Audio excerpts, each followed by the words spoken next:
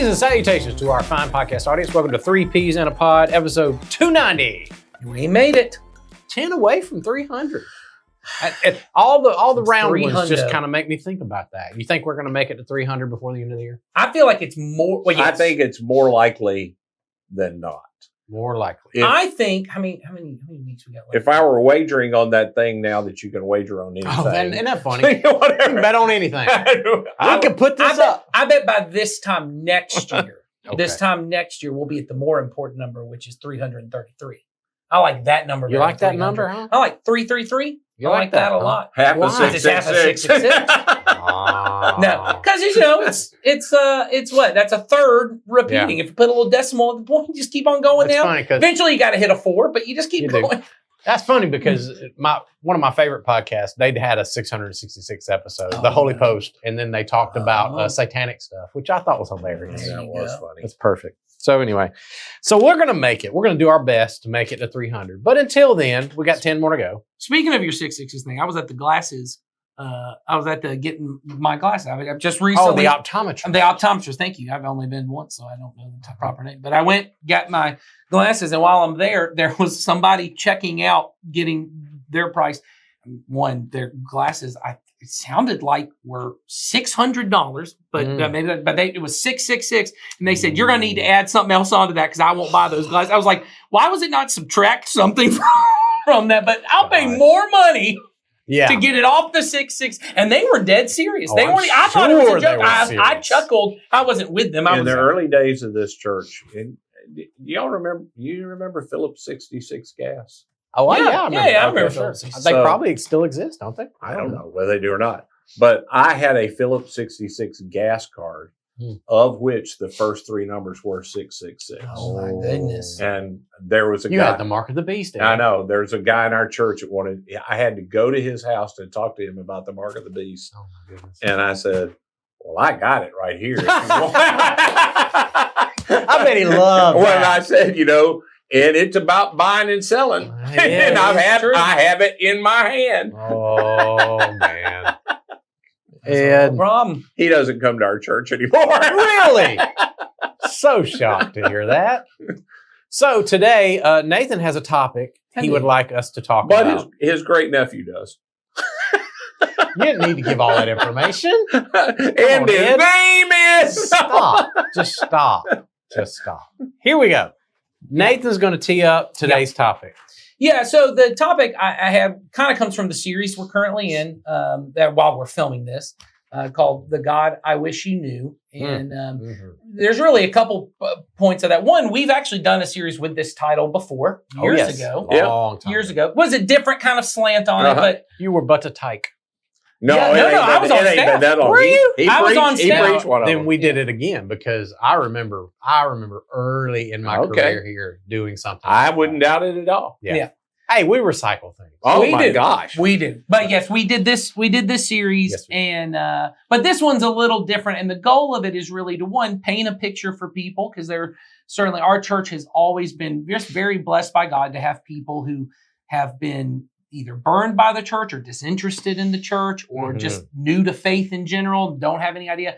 And they are walking with us as we're walking towards Jesus. And we feel like it's occasionally important for us, to just really paint a clear picture of, hey, you're trying to figure out who Jesus is. This is the God I wish you knew. This is the God I wish. So it's on one end, if you don't know who Jesus is, this is who the scriptures reveal him to be. But then also to say to people who already know Jesus, God has placed people in your life around you who God intends for you to introduce them to the God that you wish they knew. And so it's really this kind of both and on that. But both of those are versions of telling the good news. And I think in the church world, there often is, and not just for church leaders, but also people within the church, who want to know what kind of church are you going to? What kind of church are you? I have those questions, and for a long time there was a term that kind of gets thrown around of seeker sensitive churches. Oh boy! And so I've had people even recently, in the last couple of years go, are you guys a seeker sensitive church? And they say it as if it's like a bad word, Oh, like a curse okay. word, like, Yeah, are yeah, you a yeah. seeker-sensitive church? Mm, I've one never of had them. anyone use that term for me as like I really hope that that's what you're saying. It almost always, and there's some idea of you're primarily focused on winning souls for Christ, not necessarily focused on developing deeper and developing So Christians. it's either we're going to be deep or we're going to be wide.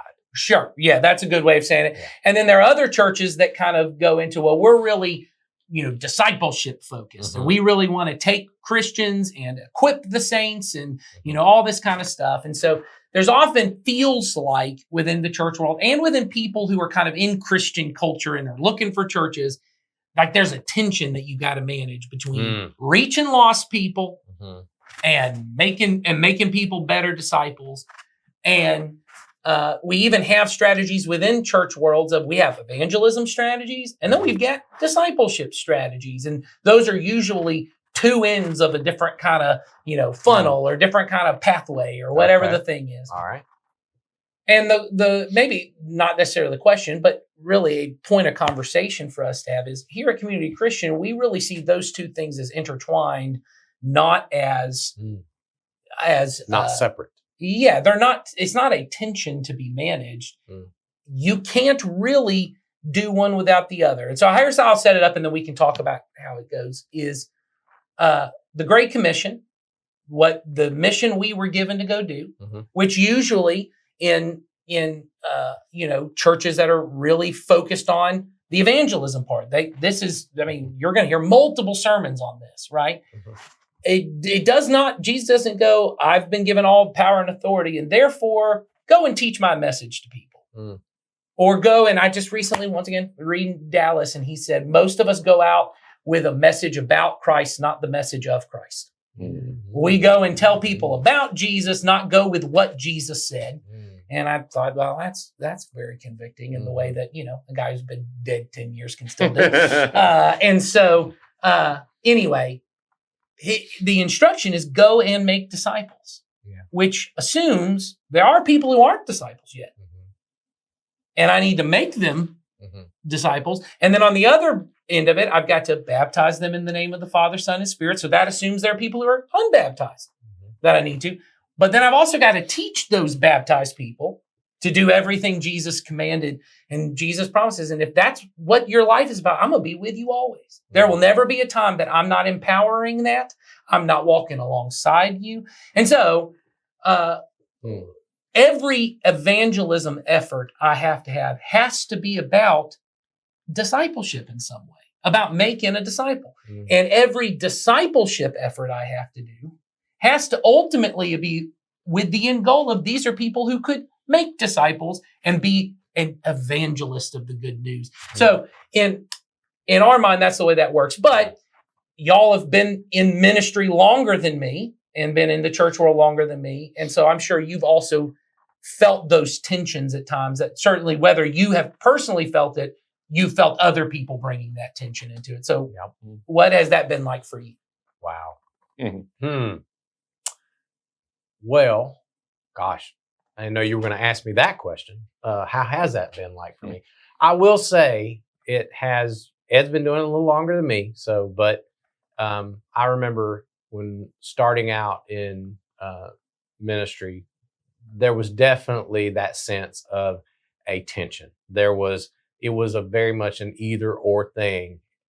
And I would say, to be fair, everybody felt like it was something we should be doing both of. Right. We should be developing believers deeper, to use that phraseology you just did, but also becoming a church that is casting that wide net and making it, not difficult for people outside of the community to find their way to Jesus. And then once they're here, growing them deeper. But I will say that definitely was presented like two separate things. Yeah, I think the challenge in my lifetime of doing this, which, thinking about this really began in the 1980s. So it's a long time ago for me to begin thinking about it. The challenge has always been in the church world. It was at the church world at that time, or if it did exist, it was really underemphasized and hard to find. When you talk about making disciples, not everybody agreed on what that looked like. That's true. And so there was an ability, there was a thought of, I can help someone come to Jesus, but what to do, because it's evident, and even this is still true, the idea, what Jesus says, teach them to obey everything that I commanded you. One point when I was really beginning to get some legs around this, our elders here at Community Christian took about 1.5 years, and we did every time we'd meet, we would have taken a part of the Gospels and we listed out everything that Jesus commanded anybody. And I don't know of a system that is teaching everything that Jesus commanded. Okay. Now, there are big overarching principles that, and a bunch of them, you can boil them down that they all fit in the general, because Jesus would say a similar thing in a different way a bunch of times. So you could say all these are saying the same thing. And you got to put context on that. That's too, exactly right. There are some things Jesus said to just one person. Yeah, that's exactly right. They don't apply to everybody. That's exactly right. Yeah. So you had, and you can even see then in the epistles, which we also did, that even the earliest disciples of Jesus are not emphasizing, or at least in what we have, they do not emphasize everything Jesus commanded. Sure. That's right. So the earliest part of my ministry, that was the challenge. Not everybody could agree on what this really was. And deep became, because it's easy, deep became Bible education. Yeah. We thought if we could get everybody to do Bible study, and I mean word studies, and tearing every verse apart, where, if you could do a Bible study and you spend 1.5 hours and you talk about 3 verses, those folks were boring. They called them deep. Right. I mean, that's how we defined. Now we've got them to be Christians, and we are taking them deep. Yeah. But it didn't lead to much life. Yeah. And so there was a whole way around, we're going to get people then to just do some things. And so I've seen it come full circle. And the problem is, it's just really hard. It has been hard to marry those two in a way that every church, I do think every church has always wanted it. Yep. I don't think there's anybody that follows Jesus that hasn't wanted it to happen. And often the pastor's passion has pushed one way or the other. It's just hard. It's been hard to get language around and get churches unified on it. Yeah.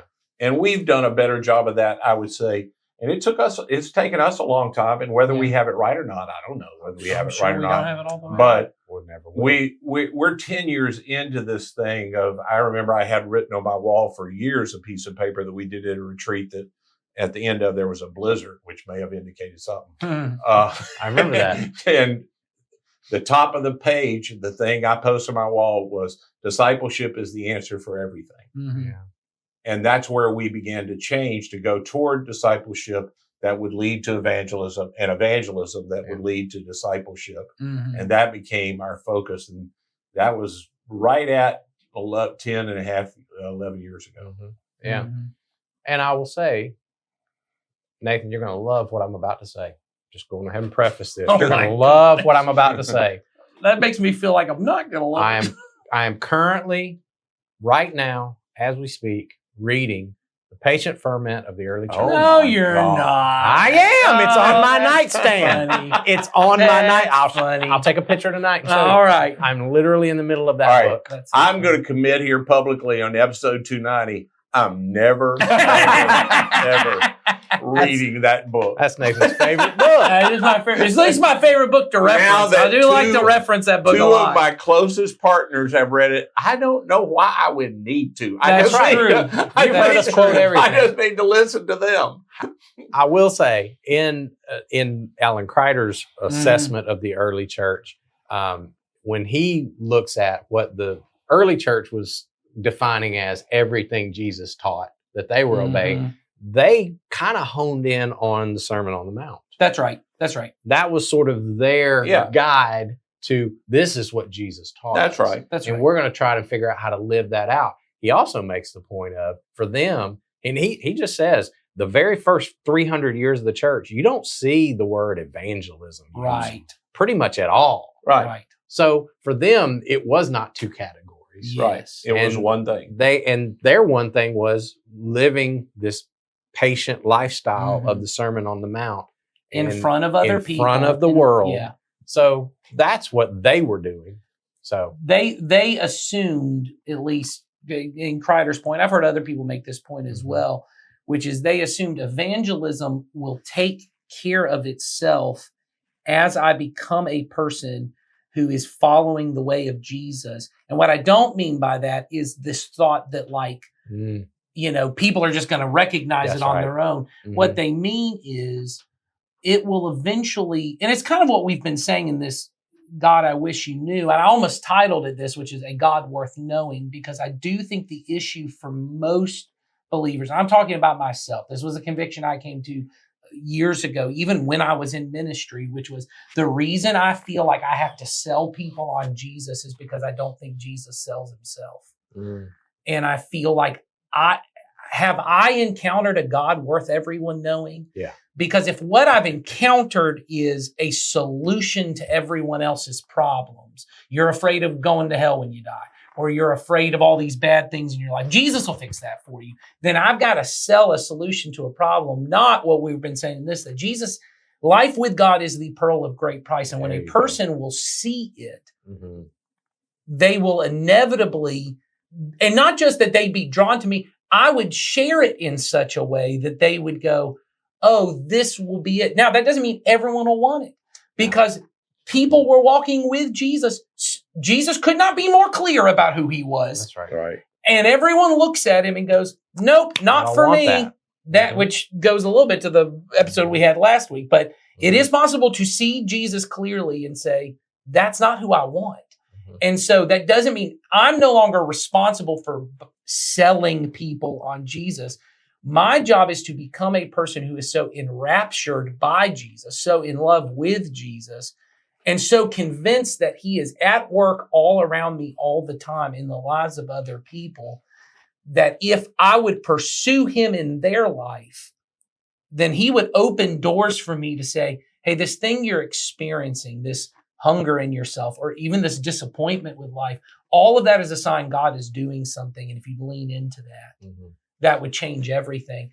But what I then became clear of at that time was I don't know how to live that life, because that's not been my experience of Jesus has been what Ed just described, which was I've got to, and at the time I was in school, going back to school to learn about Jesus, and I'm getting deeper into and I'm learning, and I'm going, this will inevitably produce something in me if I learn enough and I know enough, and then I can teach other people in such a way that they'll know enough and they'll be able. When I eventually realized what I've got to learn how to do is how do I experience God's life in me more? Mhm. And how do I experience God's life among other people? That's a different set of skills that I do not currently have, which means I've got to disciple under Jesus, because Jesus did experience that. Jesus walked around and said, everything I do, it's because I see the Father doing it, right? Everything I say, it's because I heard the Father say it. He seemed to experience a way of life where God was always present, God was always active, God was always doing something. And so he was just bearing the yoke alongside the Father. He was just doing the work alongside him. And so I think when I now think more about discipleship and what we're trying to do as a church in the lives of people when people come, I really do think this language, that once again doesn't originate with us. I know Dallas Willard used it a lot. The first person I heard use it was a guy named Nathan Foster, who is Richard Foster's son. And he talked a lot about this idea of interactive life with God, that what Jesus came to offer, what life in the kingdom is, this interactive life with God It's not this static thing where it's a subject I learned about in a book, or it's a class that I master. It's a relationship that is interactive everywhere I go.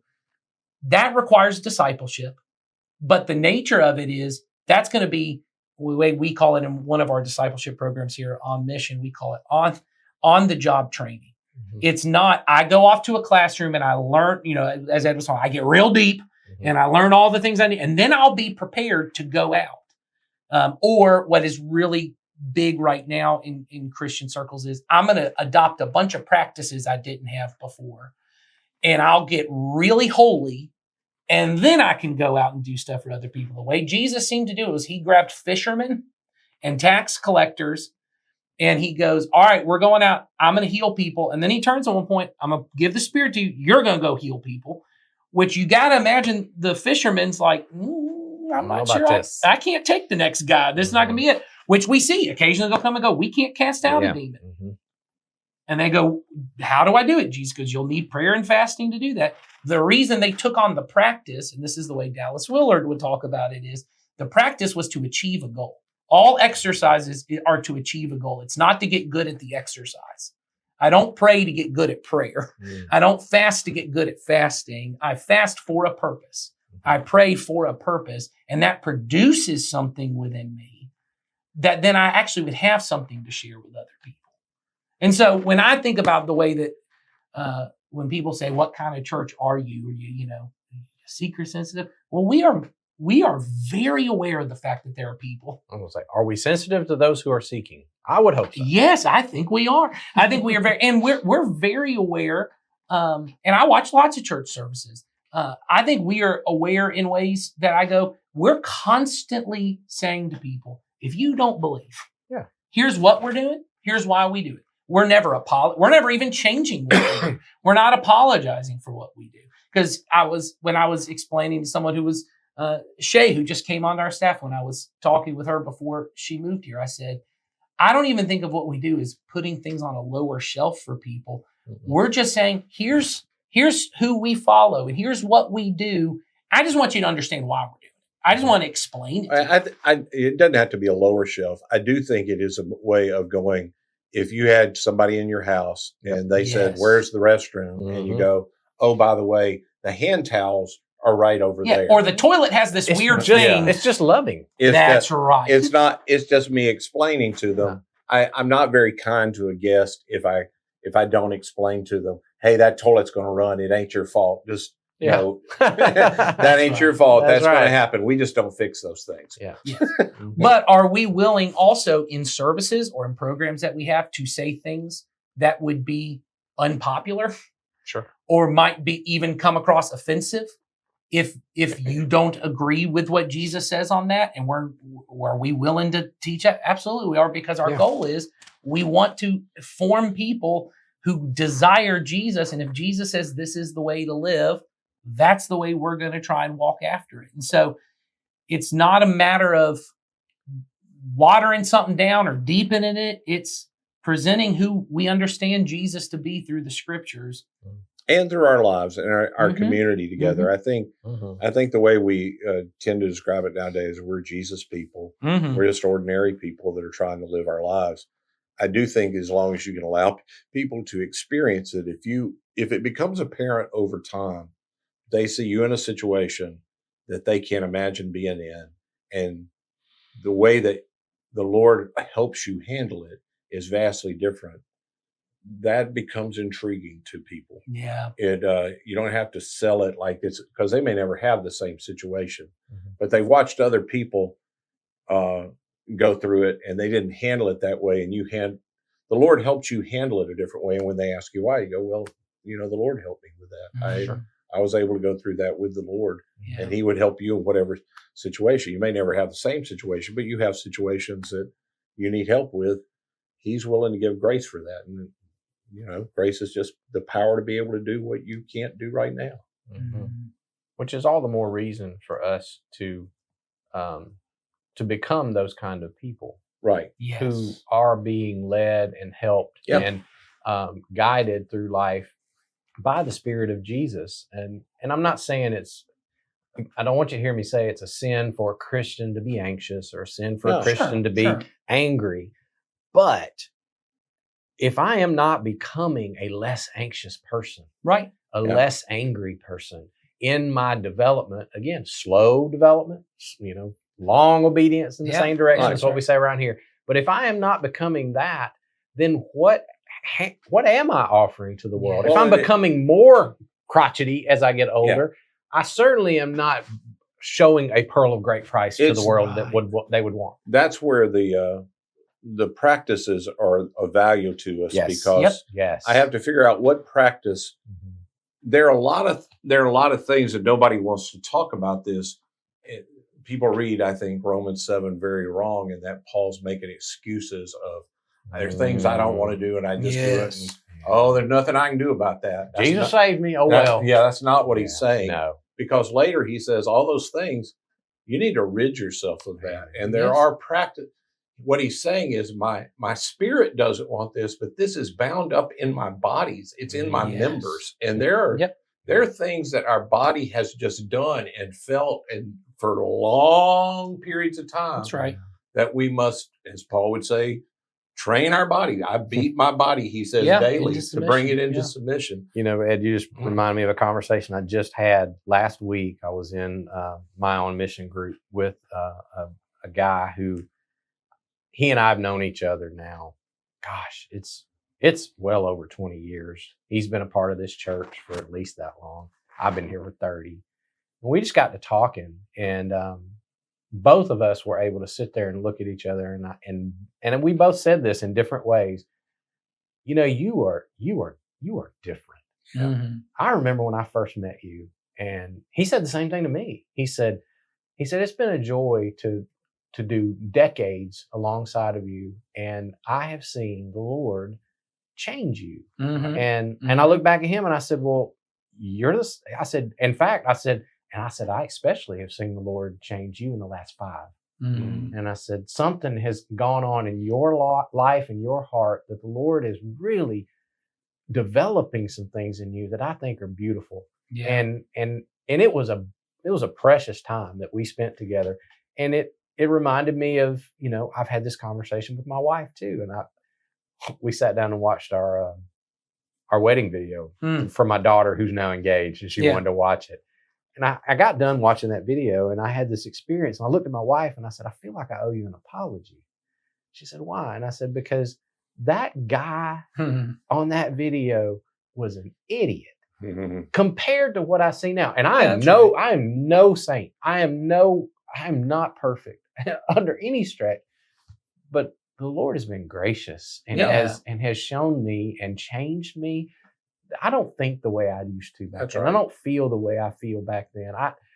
I hope I am more of an imitator of Christ now, and I feel like I'm getting there. But that's the work that the Spirit has been able to do, and it's taken decades.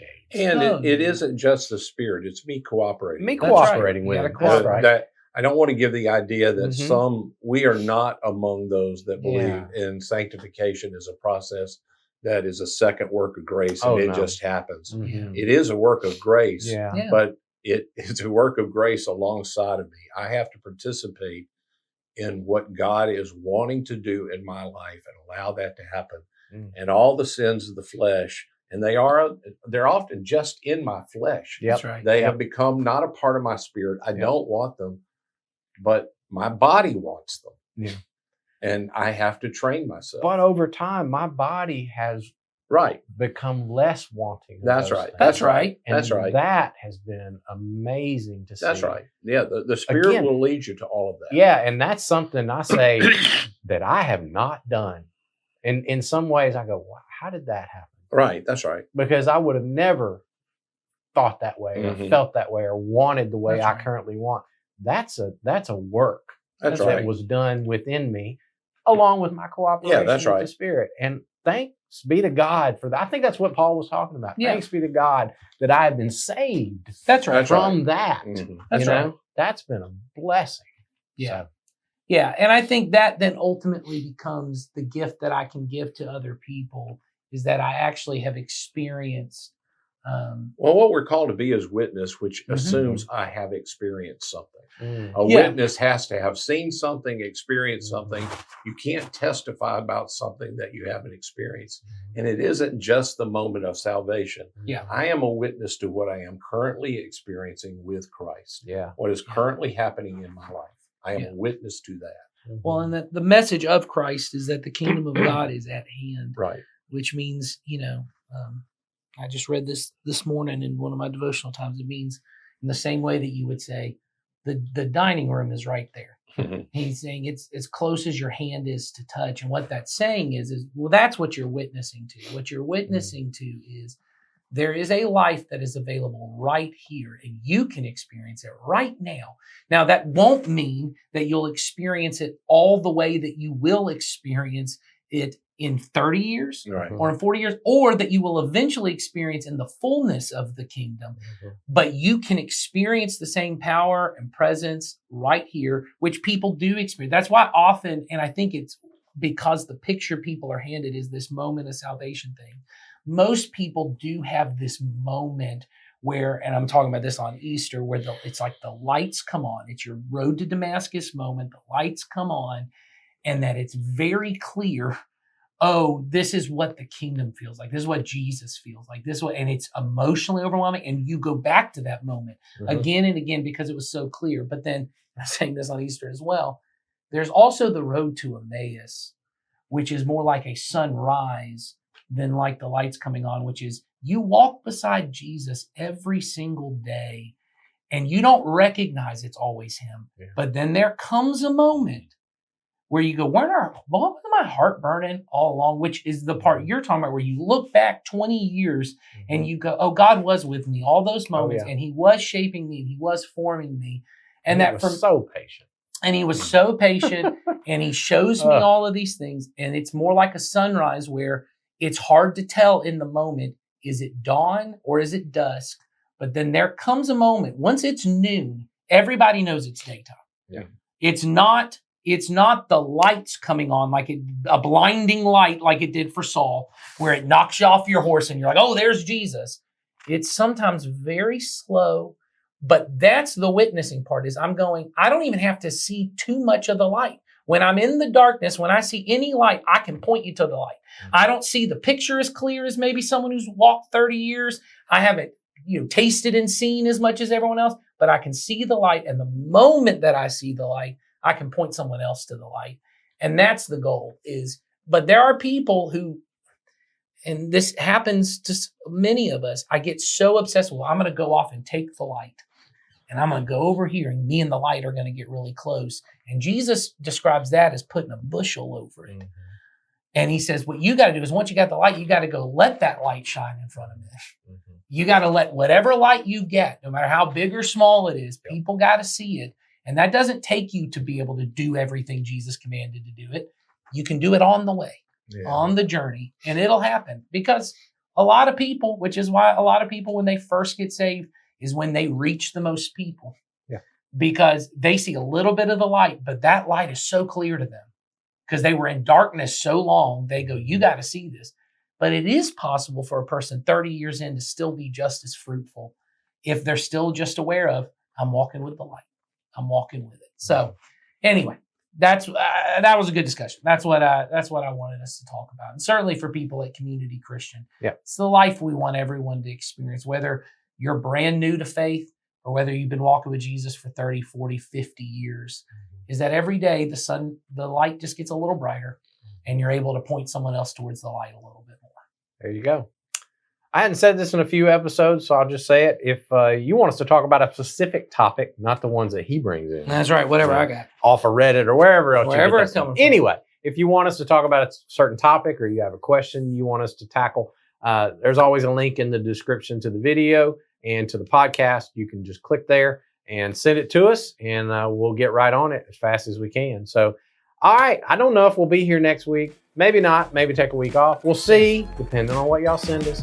But until next time, see you there.